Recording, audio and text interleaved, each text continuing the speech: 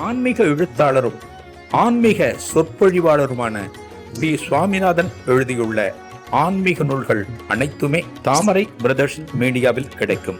மகாபிரிவா தொகுதிகள் தமிழிலும், மகாபிரிவா தொகுதிகள் ஆங்கிலத்திலும் இவர் எழுதியுள்ள நூல்கள் பல்லாயிரக்கணக்கான வாசகர்களிடையே பெரும் வரவேற்பை பெற்றது. இவற்றை தவிர திருப்பதி சரணம் உட்பட ஏராளமான ஆன்மீக நூல்கள் தாமரை பிரதர்ஸ் மீடியாவில் கிடைக்கும். ஸ்ரீ குருபியோ நமக. ஓம் காஞ்சிவாசாய வித்மகே சாந்தரூபாய திமகி தன்ன சந்திரசேகரேந்திர பிரச்சோதயாத். எல்லாருக்கும் நமஸ்காரம். மகாபிரிவா மகிமை யூடியூப் சேனல்ல பெரிவா தொடர்பான அனுபவங்களை பல காலமாக பார்த்து கொண்டு வருகிறோம். மகாபிரிவாளை பற்றி நம்ம ஏன் இன்னைக்கு தெரிஞ்சுக்கணும், ஏன் மகாபெரிவாங்கிற ஒரு மகான் மேல ஒரு பக்தியை நம்ம செலுத்தணும், ஏன் அந்த குரு பக்திக்கு நம்ம உள்ளாகணும், இதெல்லாம் நமக்கு ஆகணும் நடக்கணும் அப்படின்னா பெரியவாளை பத்தி நம்ம தெரிஞ்சுக்கணும். எதுவுமே ஒரு பொருள் நம்ம கன்சியூம் பண்ண போறோம் அப்படின்னா, ஒரு பொருளை சாதாரணமான ஒரு பொருளாக இருந்தாலுமே ஒரு கன்சியூம் பண்ண போறோம், அதை பயன்படுத்த போறோம் அப்படின்னா அதை பத்தின கொஞ்சம் நாலேஜ் இல்லாம நம்ம பயன்படுத்த மாட்டோம். இப்ப கடைக்கு போறோம், ஒரு வெண்டைக்காய் வாங்குறோம், என்ன பண்றோம், உடைச்சு காம்பு உடைச்சு பார்க்குறோம், ஈஸியா உடையிறதா இல்லை விளையிறதான்னு பார்க்குறோம், பிஞ்சா முத்தலா பார்க்குறோம், ஒரு கத்திரிக்காயை பார்க்குறோம், ஒரு அரிசியை பார்க்குறோம், தரமான அரிசி அப்படிங்கிறத நம்ம பார்க்கணும். ஒரு எந்த பொருளாக இருந்தாலும் ஒரு தரமான பொருளை பயன்படுத்தணும், நமது வாழ்க்கைக்கு பயனுள்ளதா இருக்கணும், நமக்கு ஆரோக்கியமா இருக்கணுங்கிறதுக்காக நம்ம பயன்படுத்தணும். ஒரு பொருளுக்கு எவ்வளவு செலவு பண்றோம். முக்திங்கிறத யோசிச்சு பாருங்க, எத்தனை பெரிய விஷயம் முக்திங்கிறது. எத்தனை ஜென்மம் எடுத்தாலுமே, எத்தனை பிறப்புகளை நம்ம கடந்து போனாலுமே முக்தி எப்ப கிடைக்கும் தெரியாது. ஒரு மனிதன், நம்ம எல்லாம் ஒரு மனுஷன் இல்லையா? என் பேர் சுவாமிநாதன், உங்க பேர் ராமநாதன், உங்க பேர் கோகிலா, உங்க பேர் சாம்பவி, ஏதோ ஆளுக்கு ஒரு பேர் இருக்கு. நம்ம அத்தனை பேருக்கும் தெரியுமா நாம இது வரைக்கும் எத்தனை பிறவிகளை கடந்திருக்கோம், எத்தனை பிறவிகளை கடந்திருக்கோம், இதுக்கு முன்னாடி என்னவா பிறந்தோம், எதுவுமே தெரியாது. இந்த மனித பிறப்பு எடுத்த இந்த காலத்துலதான் முக்தியை பத்தின ஒரு யோசனை, ஒரு எண்ணம் நமக்கு வருது. முக்தி கிடைக்கணும்னு என்ன பண்ணணும், குருவை பிடிச்சுக்கணும். அதுதான் மகாபிரிவோட பிடிச்சுக்கணும். மகாபிரிவோட பிடிச்சுக்கிறதுனா நமக்கு என்னென்ன குணங்கள் இருக்கணும், நல்ல குணங்கள் இருக்கணும், அவ்வளவுதான். குவாலிட்டி வேற ஒண்ணுமே கிடையாது. ஒரு குருபக்திக்கு என்ன உங்களுக்கு வேண்டும், என்ன குவாலிட்டி, என்ன தகுதி அப்படின்னா, நீங்க உண்மையா இருக்கணும், நேர்மையா இருக்கணும். நான் டெய்லி பெரியவா பாட்டெல்லாம் கேட்கிறேன், டெய்லி பெரியவா அஷ்டோத்திரம் படிக்கிறேன், என்னோட பாக்கெட்ல எப்ப பார்த்தாலும் மகாபெரிவா படம் இருக்கும், என் பர்சுல படம் இருக்கும். எல்லாம் செய்யணும். இதெல்லாம் நீங்க செஞ்சுட்டு உங்க மனசுல ஒரு சுத்தம் இல்லை, உங்க மனசு மாசுபட்டு இருக்கிறது, உங்க மனசுல தேவையில்லாத எண்ணங்கள் சுற்றி கொண்டிருக்கின்றன, மற்றவர்களை ஒரு பொறாமையோடு பார்ப்பது, எரிச்சலோடு பார்ப்பது, அகங்காரத்தோடு நடந்து கொள்வது, ஒரு செருக்கோடு நடப்பது, இதெல்லாம் இருந்தா பிரயோஜனம் கிடையாது. அதுக்குதான் மகாபிரிவா பாடுபட்ட. மகாபிரிவா தனது 87 வருஷ சந்நியாச வாழ்க்கையில எதற்கு அதிகம் பாடுபட்டார்? நமக்கு அகந்தை இருக்கக்கூடாது, நமக்கு அன்பு நிலவ வேண்டும், மற்றவர்களை மதிக்கணும். இதுதான் பிரயோஜனம்.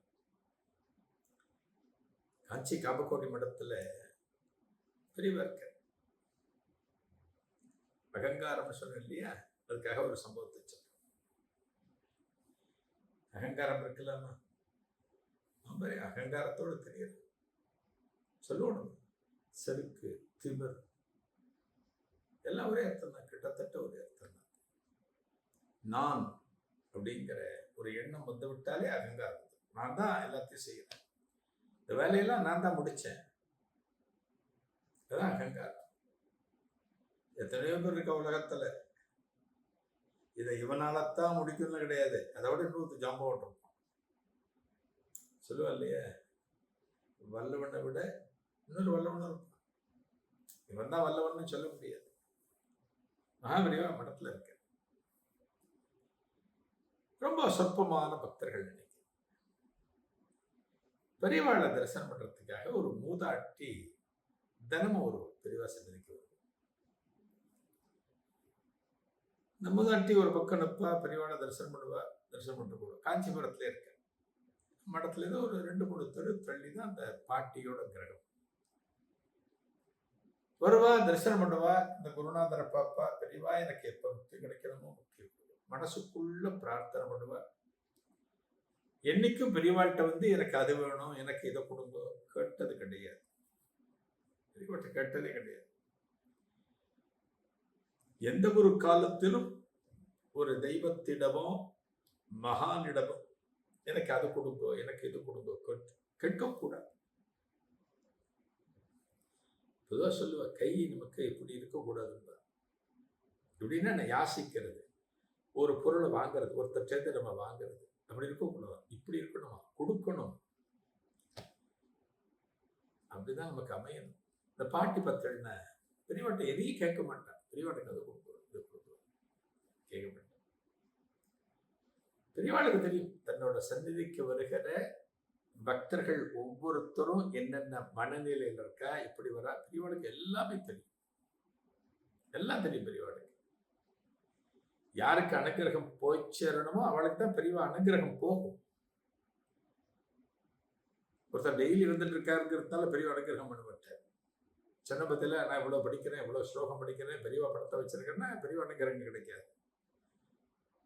அது யாருக்கு கிடைக்கணும்ன்றது அவளுக்கு தான் கிடைக்கும். பத்ராச்சலம் ராமதாசருக்கு ராமனோட தரிசனம் கிடைக்கல ஜெயில இருக்கிறப்ப. தானிஷா மன்னன் யார சிறையில, பத்ராச்சலம் ராமதாசரை யாரு சிறையில் அடைச்சோன்னா அந்த தானிஷா மன்னருக்கு ராமன் லட்சுமணன் வந்து தரிசனம் கொடுக்கிறார். பாருங்க,